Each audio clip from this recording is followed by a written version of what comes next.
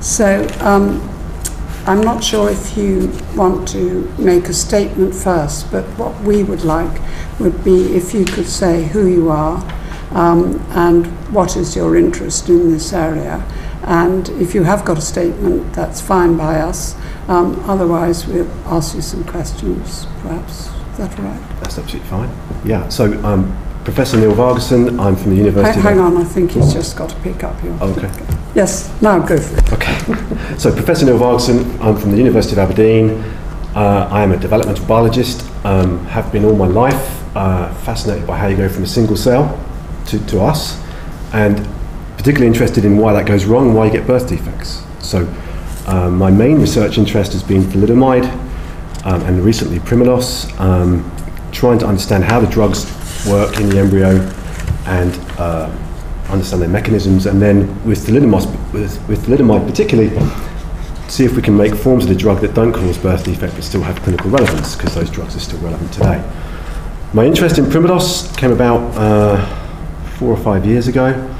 I saw a newspaper headline called the Vargesson thalidomide, and anyone that knows me knows I'm a bit OCD about thalidomide, so anything mentioned about thalidomide I'm going to go off like a gun. And I thought if we could understand how Primulose works, maybe that would shed light on thalidomide. And so we started work on zebrafish embryos, because that's what my lab works on mainly. And we use those as a drug screen because they're very useful for screening drugs. And the idea of the study was really to get an idea of what the drug's capable of doing, and is it worth following it up? And the answer is, it does do some things, and yes, it is worth following up. So I think you've probably been interviewed by Jason Farrell, were you? Did he? Sky News, yes, last year, yes. Yes, and I do remember then seeing some of the zebrafish that you'd been working on, and that even then you were saying we've got to do more research, and this is obviously the research that you're now undertaking. But can I ask you on the zebrafish, how has that particular research project, how has that been received? In the community, quite well. I've not received any negative comments from the scientific community as such. It has an altmetric score. I'm not sure how much faith you put in these things, but an altmetric score is this way of measuring an article's interest, and it's set up by Nature Group, and they do it for most articles. And its altmetric score is something like over 600, which means it's in the top 1 percentile of articles published since it was published, in terms of people hitting or clicking on the link to it, downloading it, talking about it on Twitter, Facebook, that sort of thing, citations, that sort of thing. So that's been excellent. The study was never meant to be a definitive answer, despite what Jason and some other groups may have thought. It was always meant to be, I work on fish and chickens, and we wanted to see, I have these assays in my lab right now, they're very easy to use. What does this drug do in those assays? Is it worth taking it further? A fish is not a human, so we need to go into a mammalian system with a placenta, ultimately, to then say, well, how does this drug work? But the idea was to get some idea that this is worthwhile following up. And it is. And I think that's how the community see it. There is something going on. We can't explain it at the moment. So that's what we'll try and do. And now, so that's why we're now going into the mammalian and the human side. And how about the scientific community? Have you had any response from them? Nothing negative. No. It's been cited a few times. Although that's one's by Carl. But it's only been out, 7 months, so we need to give it a bit more time to see how many times it's cited. But I've not received any negative. The MHRA, where they had some criticisms about the dosage that we use. That's fine. This is a human synthetic hormone you're adding to a zebrafish embryo. We don't know what the kinetics of it are. We don't know what the receptors are that will take this up in the fish, if they're the same ones as in the human. It's very likely that you only get a small amount of drug into the fish, and that's all it takes to cause problems. We know that other zebrafish studies, if you look at thalidomide, you have to use quite large doses to reciprocate the thalidomide effect you would see in a human or in other species. So a study came out last year looking at estradiol itself in fish from Dan Gorlick's lab that showed you have to use supraphysiological concentrations of estrogen to get a physiological response in fish, or a physiological-like response like you would see in a human in a fish. So again, it's fish are not humans, so it's a combination of you use higher doses because you see a response at a higher dose, but we don't know why, if it's because of the right receptors or kinetics, the breakdown products, that sort of thing. So I'm happy with that. We've done some more work following on from the MHRA meeting. They suggested that we do a full range of concentrations and different time points, and my student has started to do that.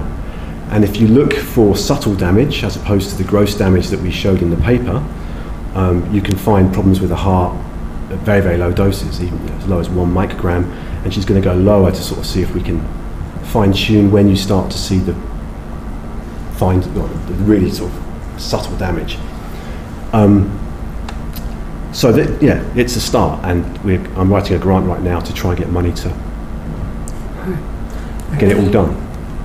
Can I just ask, with the sort of the damage that you're seeing, one of the criticisms of the EMA was that there wasn't any systematic morphological assessments they could see. Are you sort of doing those with the finer damage? Have you done them with the gross damage? Yeah. We did do systematic morphological damage. As I say, they never came back to me to ask me to answer. They said they'd spoken to you. They spoke to me on the phone. They invited me to talk to them. They gave me 4 days' notice of a telephone conversation, which lasted 15 minutes at the very start of July. And in their report, they said they didn't choose to come back to me because they'd already made their decision. But they had all these questions that the MHRA asked me, which I answered. Yes, we did. We use a set criteria. They did say that they didn't think speaking to you would make a difference to the outcome. That's fine. I have no problem with that. I mean, it wouldn't have changed. As I said to a few other people, the overall conclusion I don't have a problem with. More work needs to be done. That's fine. Yes, we use a standard criteria. We use the OECD guidelines for toxicity as well. And with the new data that we're producing right now, yes, we will be comparing it to control groups as well as double blind. So you, in terms of the expert working group, I presume you're not surprised, but I don't want to put words in your mouth, but you're not surprised that they didn't change their 2017 opinion? No. They encouraged you to move towards the chicken, mice, and human tissue research, did they, or not? Okay, so I was quite clear to the MHRA and to the EMA when I spoke to them on the brief phone call that this is a preliminary study and more work is needed. And to me, this now allows me to put my hand on my heart and say, we can now go forward and do some more research based on some evidence that it is doing some damage in a fish.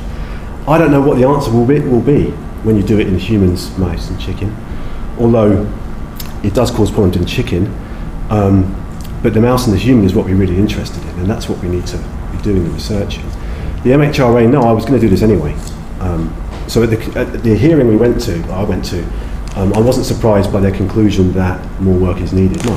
I'm only asking because you'll be at least as aware as we are that there's been some criticism of the EWG in relation to the way they've interacted with you, and it's just helpful to understand your perspective. Okay. I'm getting confused. Do you mean the EWG that did the 2017 report, or the? Yes. I think that was the original one. The original one? Yeah. The 2017 report, there was some criticism that it hadn't taken into account all the most up-to-date studies. Right. And they were actually specifically talking about your study, the brown paper on the zebrafish. Yes. So then, of course, we have this secondary MHRA meeting, expert working group, and then they refer to the EMA. And I suppose the question for us is, as a result of what you presented to them, has the science sort of moved on? Were you expecting to be able to sort of shift their opinion about the state of the science around this, or were you never intending to do that? As I said, the work we did was never going to be, it's never going to say it does or does not. It was for us to say this is worth following up, I went to the MHRA originally, I think in October 2016, and presented the unpublished findings at that time, which they liked. But because they were unpublished, not peer-reviewed, they couldn't include it in their report.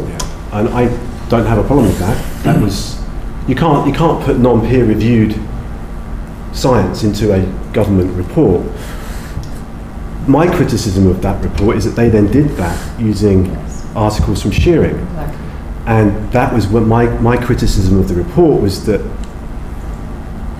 why did you do that? And then some of the conclusions that were based on those reports I felt uncomfortable with, which is why I then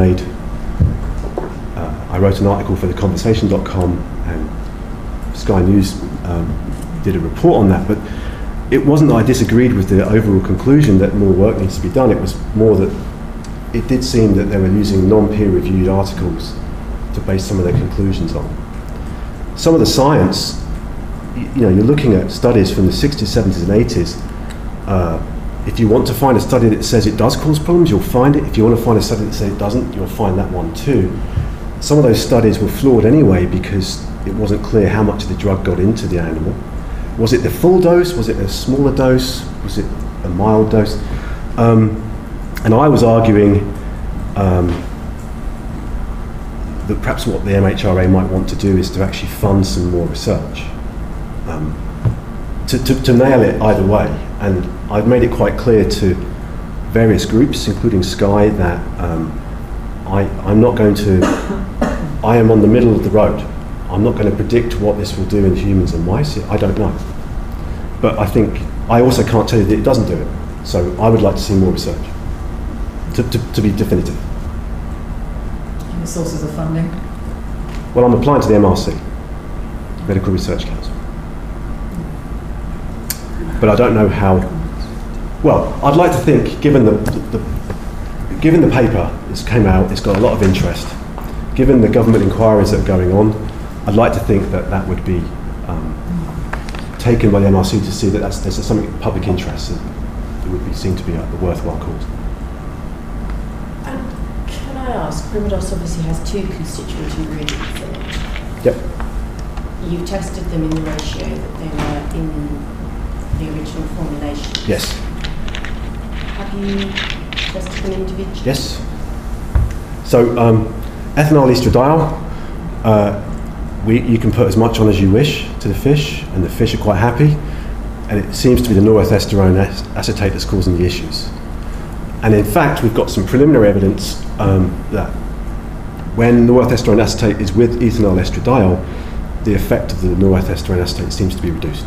So reduced? Yeah, you don't seem to be. It seems to be that the damage is less. So you still get damage, but it doesn't seem to be as great as when you put nor on its own. But again, we're following that up just to make sure it's not user error. Are you surprised by that? Yes. Yes. Well, I thought progesterones were safe. Certainly in humans, the studies for prevention of early miscarriage indicate that there's no malformations even with large doses of progesterones from fairly early stage pregnancy. Yeah, but this isn't progesterone. This is a synthetic progesterone. Synthetic and natural progesterones. Sorry. I mean, that's my understanding of it, but obviously that would be something we will check. Anybody else? Is there anything you'd like to ask us? So I did prepare a presentation which I sent yesterday. Thank you. And no, it's fine. I didn't know if you wanted me to do a presentation like so. This is fine. But there's one thing I wanted to mention, and the Polkanin study from 1984. It's slide 23. 2023? Yeah. Thank you. Both the MHRA and the EMA use this quite a bit. And this is the only study I'm aware of where components of Primodos were given to pregnant women, and then the plasma levels of the components were looked at. And my criticism of that paper is that they say that 17 out of 35 drug-exposed pregnancies had hemorrhaging. And then they dismissed it by saying this was normal or was no different to women with non-drugged pregnancies. And I have to say that's just not true. Women that have hemorrhaging in pregnancy would be seen by other clinicians. And hemorrhaging in embryos, particularly in mice and chickens, usually indicates vascular disruption, which then leads to birth defects. So that paper seems to be one that a lot of people refer to as a standard, but I have a concern about it on the basis that they're actually saying when we added this to women, we saw hemorrhaging in the pregnancies, but they didn't actually tell us what happened to the fetuses, whether they were normal or not at all. And the whole point of that study was to look at what Primolos is doing in the pregnant woman. They did the maternal plasma levels, which shows it peaks and goes down and takes 48 hours to go to zero, but didn't tell us what happened to the fetuses. Why did you give it to the women? These were women that had chosen to have elective terminations, and the drug company asked permission if they could then give the women Primolos. And twice the dose of the normal Primolos. I think it... Standard dose, they were just doing a plasma Emax. Yeah. So they were giving them as a single oral dose. I thought they normally give 10 milligrams of norethistera 12 hours later, another 10 milligrams. They do, but they did just a single dose. Yeah. So it's actually twice the dose. They gave, I'm assuming that they gave the dose that a pregnant woman would have taken 2 tablets. So they gave but they gave it all at once. They gave it They normally give you 12 hours apart. Yes, they do. So you're going to do it. That's right.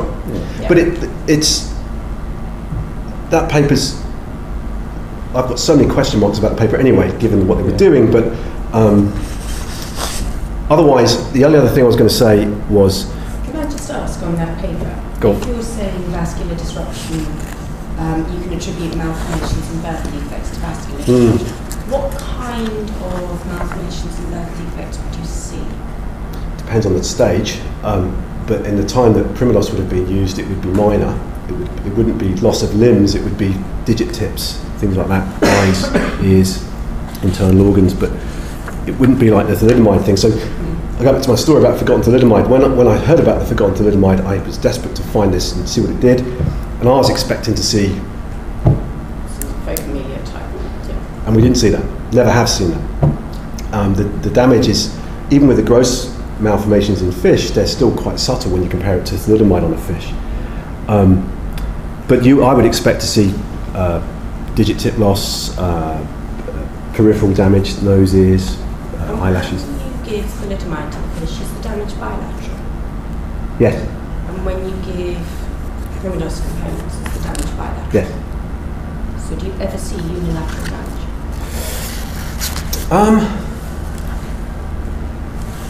We have seen it with thalidomide once in a while. And with the Primolos sometimes, yes, because sometimes the fish develop movement problems. And I imagine because if they can't move around very well, that if one side is flat on the surface, they may not get as much drug. But normally the damage is on both sides. I don't remember seeing just unilateral side damage, no.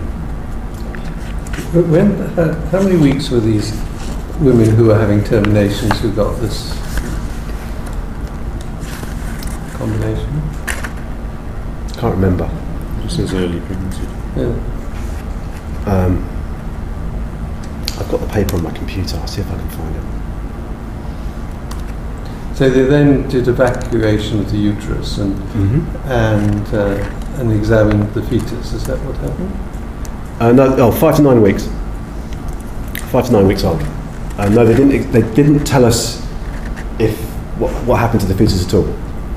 So how do they know there's hemorrhage in the development of the face? They did a scan and said there was hemorrhaging from the scans, and then that's it. We're not told what actually happened to the. And it might be because there was nothing they could look at. I was about to say, by the time they've done that, I suspect it would have been terribly 9 easy. weeks, no, well, actually. Yeah. Are there any other papers like that in the literature? Strong. Yeah. Anything else? Unless you've got any questions about the presentation that you there, Well, if we have, perhaps we can come back to you on that. And same for you, if you want to come back to us on any questions, please do just that. Otherwise, I'd like to thank you very much indeed for coming today.